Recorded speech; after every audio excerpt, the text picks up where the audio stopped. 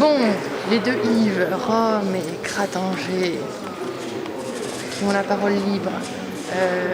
Vous avez tous les deux participé à une mission au Sénat qui a travaillé sur un projet de réforme territoriale avec un rapport signé Yves Cratangé qui a été adopté quasiment à l'unanimité. Est-ce que vous pouvez nous en dire deux mots? Quelles étaient les grandes lignes de ce rapport?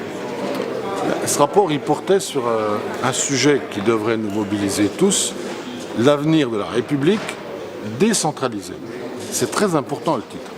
En fait, il s'agissait d'écrire une partition pour 2020-2025, vers où va notre République et en quoi nous devons la décentraliser de manière efficace.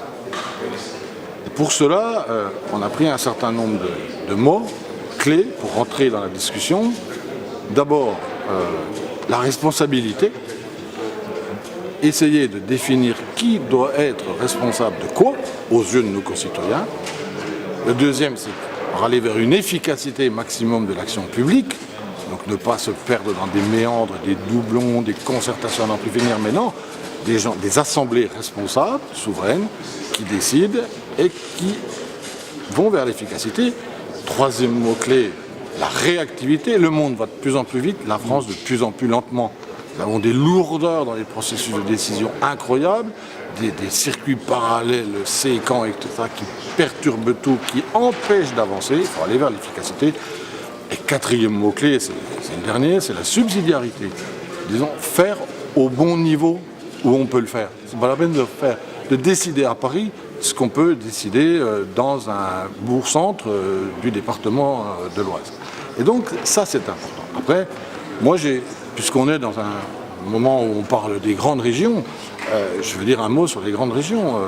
Avec Jean-Pierre Raffarin, et je l'avais déjà fait avec Claude Belot dans la mission de 2008-2009, on évaluait à 8, 9, maximum 10 grandes régions.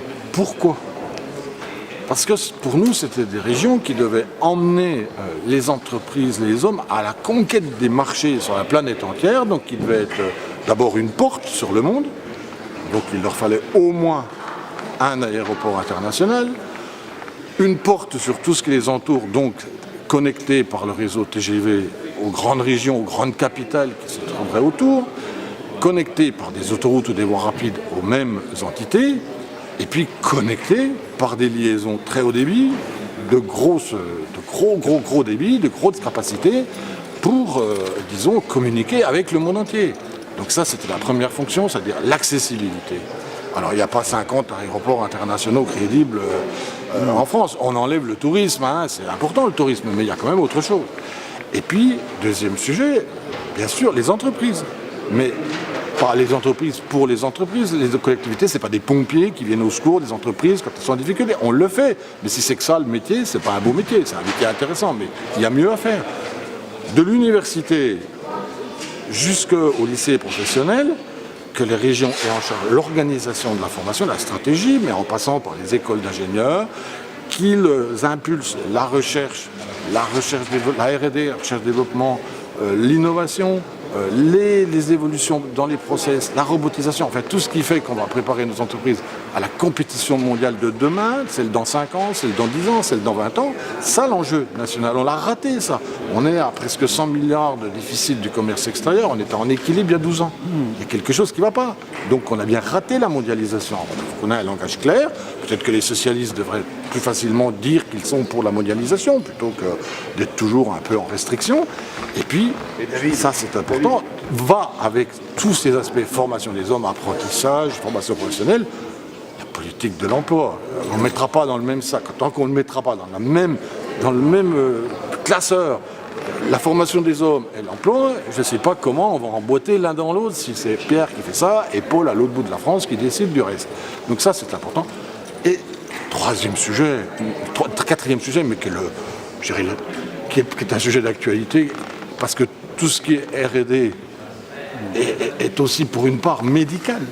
C'est-à-dire que la recherche médicale, on est dans un domaine où la France est vraiment dans les tout premiers domaines d'excellence de la France. Donc on devrait impulser toute une disons, une filière économique de production de ces matériels performants, scientifiques, etc., qui en plus rapportent de l'argent, et puis par ailleurs organiser la couverture santé du territoire qui est en train de se détruire. On pourrait donc demander à l'État que les grandes régions ainsi formées puissent gérer ce qu'on appelle aujourd'hui la carte hospitalière et les ARS. C'est évident. Voilà. Pour moi, je pense qu'il y aurait là un grand progrès. C'est évident. Et donc, moi, j'arrêterai là pour les régions. C'est vrai que ces régions, telles que je les avais conçues avec Jean-Pierre Raffarin, mais avec l'approbation et la participation de la mission, comme d'ailleurs nous y avions réfléchi avec le boulot et la mission de milieu 2009. Et à partir de là, on voit bien qu'on les tire, nous, vers le haut. Les tirant vers le haut, et connaissant disons, comment dire, l'atomisation municipale à l'autre bout, il faut un échelon intermédiaire. Celui qui organise la solidarité dans les territoires, la solidarité sociale, il le fait bien, même si c'est difficile financièrement, mais c'est aussi parce qu'on ne lui a pas compensé à cet échelon, le département, tout ce qu'on lui a demandé de faire, mais aussi et surtout les solidarités territoriales. Solidarités territoriales, elles sont financières, elles sont en termes d'apport d'ingénierie, mais pour moi, il faut aller plus loin. Il faut que le département soit responsable, organisateur de la couverture du territoire départemental en service public, en service au public, qu'il soit d'ailleurs marchand ou non marchand. C'est ça la vocation du département. Mais Yves peut la décrire largement aussi bien que moi, sinon mieux. Et nous avons partagé ensemble, d'ailleurs, dans le cadre de cette mission, que l'on cite souvent d'ailleurs, très souvent, dans le débat actuel, pour n'en prendre que ceux qui arrangent les projets du gouvernement en oubliant très largement le reste, parce que le corollaire des travaux d'Yves Crattinger et de Jean-Pierre Raffarin, de grandes régions, comme ils viennent l'exposer, le corollaire, c'est l'existence de départements structurés et puissants pour assurer la proximité, l'égalité territoriale, mais aussi, en fonction des territoires, pourquoi pas le développement économique qui doit nécessiter d'ailleurs le plus large rassemblement de toutes les collectivités. Voilà une réforme qui correspondrait d'ailleurs aux attentes puissantes de nos concitoyens et qui devrait s'accompagner, bien entendu, et on en parle de moins en moins, on entend plutôt même le discours contraire, qui devrait s'accompagner d'une réforme de l'État. Il ne s'agit pas dans notre esprit de donner plus de responsabilité aux représentants de l'État. Il suffit d'éviter les doublons. Et les doublons, généralement, ils sont plutôt au niveau de l'État et des collectivités que des collectivités entre elles. Il y en a aussi un petit peu. Il y en a un tout petit peu, mais effectivement, on pourrait les régler. Mais le fait qu'aujourd'hui, à partir de cette volonté de réforme brutale, inattendue, parfois même pas très bien préparée, on assiste à un retour d'une certaine forme de centralisation.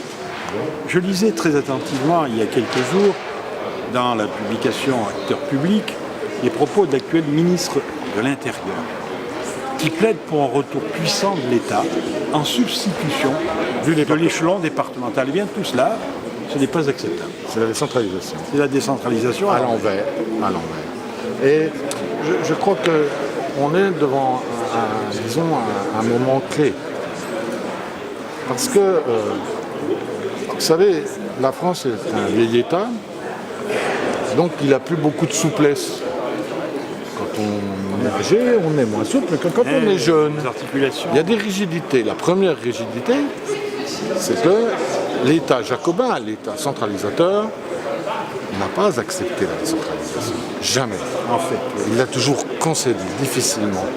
Donc, aujourd'hui, il a l'impression, parce qu'il est suivi par les plus hauts responsables politiques du pays, il a l'impression qu'il peut prendre sa revanche sur 80 ans.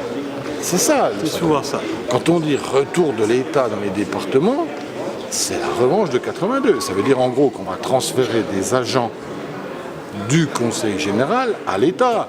On ne va pas me dire que l'État va réembaucher des agents pour les mettre dans les départements. Ça n'en prend pas un mot. Ça veut donc dire qu'on va faire du transfert à l'envers, en espérant faire des économies. Ça reste à prouver déjà par rapport à ce que je viens de dire. Mais j'imagine les économies qui peuvent être faites. On peut demain considérer que les collèges isolés dans les territoires à population diffuse ne sont pas très compétitifs et qu'il faut les supprimer.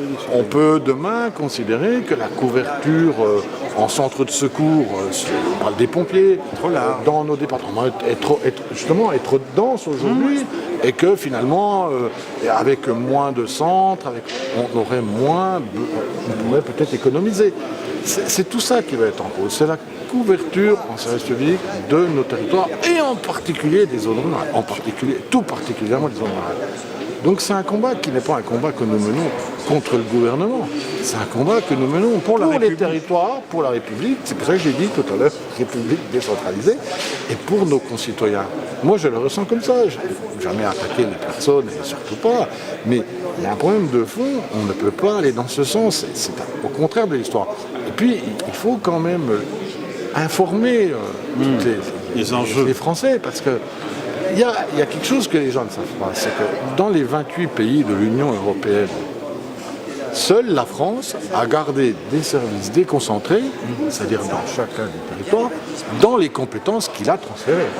La France est un État un peu bizarre, qui fait toujours les choses à moitié, qui dit on va confier aux régions ceci, aux départements cela, aux intercommunalités autre chose, mais qui dit en même temps, on va tout de suite prendre un ou deux ou trois fonctionnaires pour contrôler le travail qui vont être fait par ceux-là, parce qu'ils ne sont pas tout à fait majeurs et on n'est pas sûr. Ils pourraient faire des bêtises. Ils pourraient faire des bêtises, etc.